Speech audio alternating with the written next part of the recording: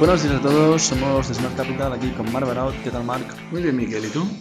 Estamos hoy mirando un poco el IBEX 35, el índice de referencia en el mercado español, cómo está bajando y cómo estamos sufriendo en los últimos meses.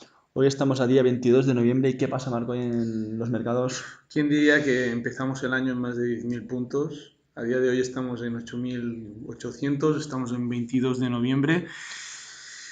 Pinta bastante mal el año, Miquel. Pinta bastante mal, bastante mal.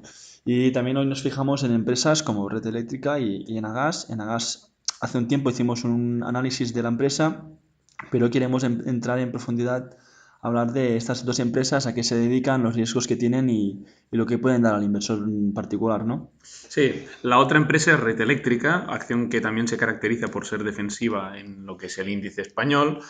Y vamos a explicar un poco por qué tienen este tipo de comportamientos generalmente, actuando como valores refugio en situaciones en las que, bien, hay volatilidad en bolsa, aunque todo tiene su límite, está claro. Y por ejemplo, a ver, ¿por qué crees, Miquel, que Red Eléctrica y Enagas son acciones defensivas? Bueno, Red Eléctrica y Enagas son acciones defensivas básicamente porque la mayor parte de sus ingresos son ingresos regulados. Es decir, son los transportistas de gas y electricidad en España y tienen la mayor parte del negocio en el mercado español. Por lo tanto, seguramente las familias españolas seguirán consumiendo el mismo nivel de gas y electricidad en un año tras año.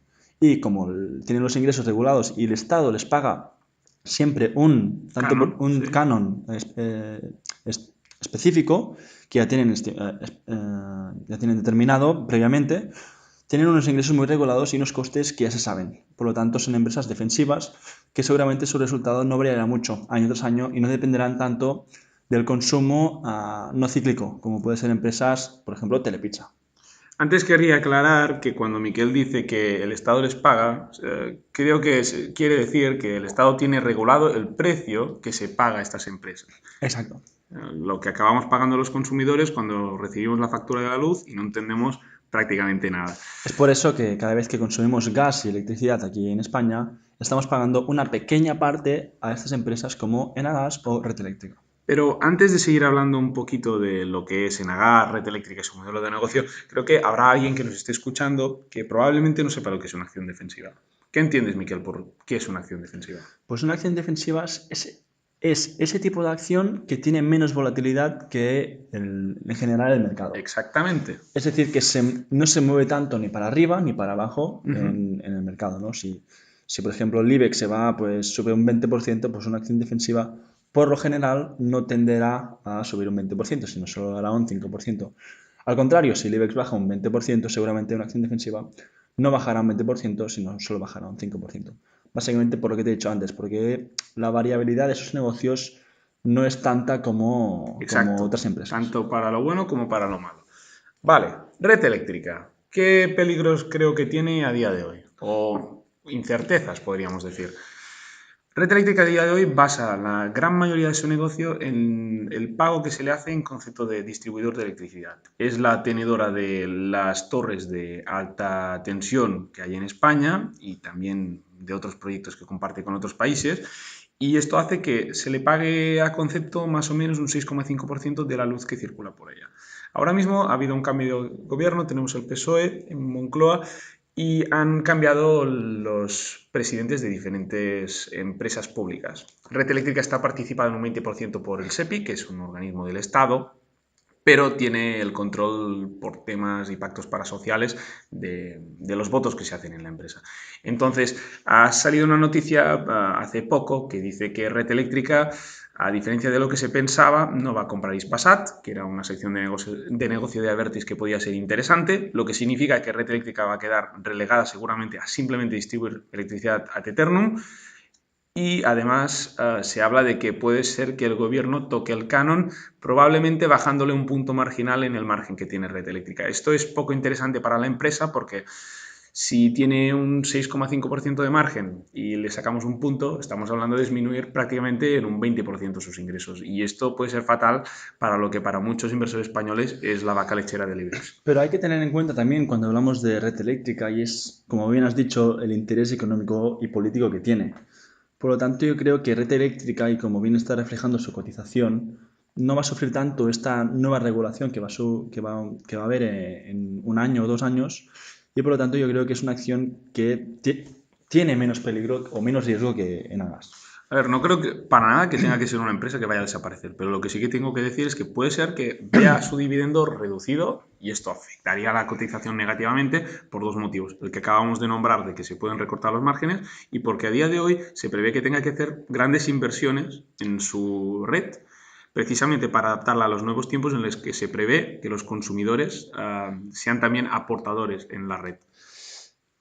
En mi opinión, Sí. creo que Red Eléctrica pues, va a poder seguir pagando el mismo dividendo para sus accionistas, pero seguramente va a hacer un cambio radical en el aspecto de crecimiento. Es decir, seguramente va a empezar a invertir mucho más, como bien has dicho, en lo que tiene que invertir, ¿no? Ujú. Actualmente, pero no podrá sostener el nivel de crecimiento que ha acumulado los últimos 10 años, seguramente, que está acumulando pues, crecimientos del 7% anual, año tras año, y creo que eso ya a partir de ahora será difícil de conseguir.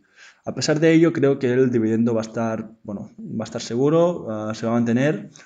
No sé si a cambio de aumentar el payout o no, pero yo creo que va a cuidar a sus accionistas y no va a crecer tanto como lo ha hecho hasta la fecha, ¿no?